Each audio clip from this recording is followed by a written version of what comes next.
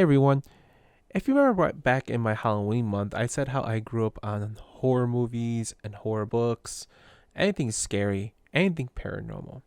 Well, I've had some experiences growing up, and I've also read other people's experiences growing up, as well as heard stories from my family and friends. So I want to try something a little different and make a video about a story that was passed down to me from my grandmother. So I hope you like it, and let's get to it. My great grandfather grew up in rural Kentucky.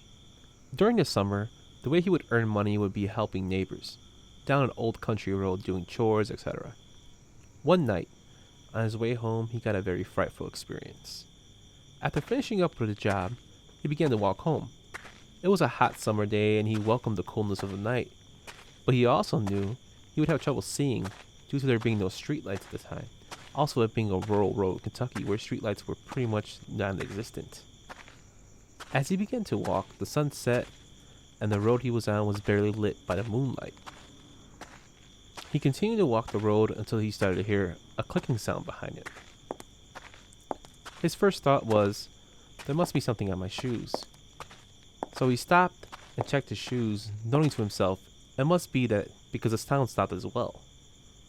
However, after checking his shoes, he found nothing. So he thought nothing of it and continued to walk. He was about a third of the way home, so he could get home pretty soon, he thought.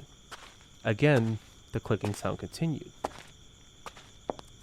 He then remembered he was very close to the church, and they had a dusk service. So maybe he thought it was a person in heels behind him, as many of the old-fashioned women who wore heels to church, and to this day still do. So he stopped and he said, "Miss," addressing anybody behind him, "this road is not safe to walk in heels. If you'd like, I would wait for you here and we could walk together until you get home." Again, he heard nothing.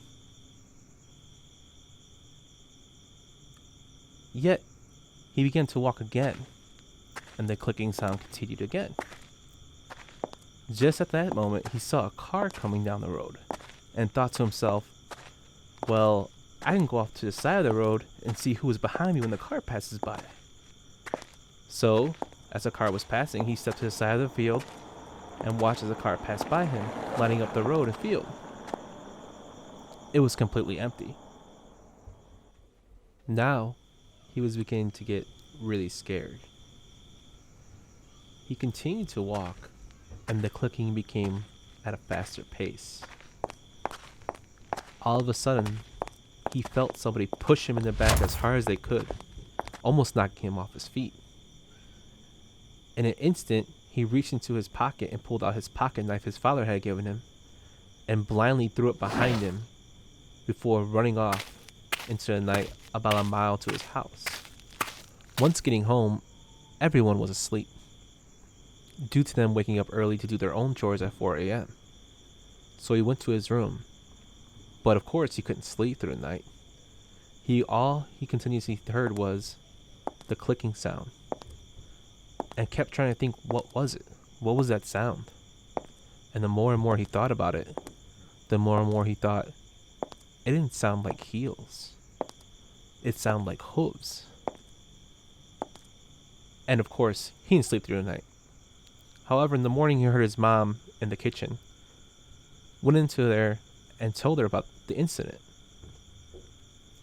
His mom, being a full-blooded Native American, told him of a story she heard when she was younger about bad spirits looking for people at night, and for him to be careful when he goes home from chores. My grandfather, of course, being freaked out about that, waited an extra day to try to go look for the pocket knife his father had given him. Upon returning to the road in the morning with daylight out, he searched everywhere and couldn't find it.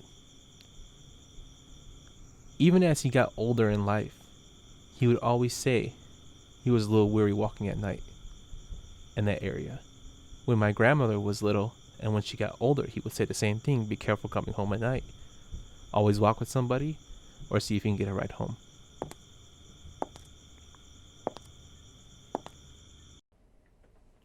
So what do you think it was that my grandfather was being chased by?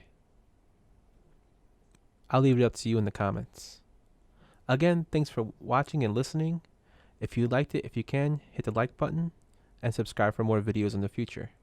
I'll be doing something more of a paranormal talk in the future, as well as uploading some game reviews. If you like Twitch, I'm actually on Twitch at lil_yumper. If you follow me there, I will be having a paranormal talk and reaction videos that one of me and my friends are going to go through. But anyway, thanks for listening and watching, and have a great rest of your day.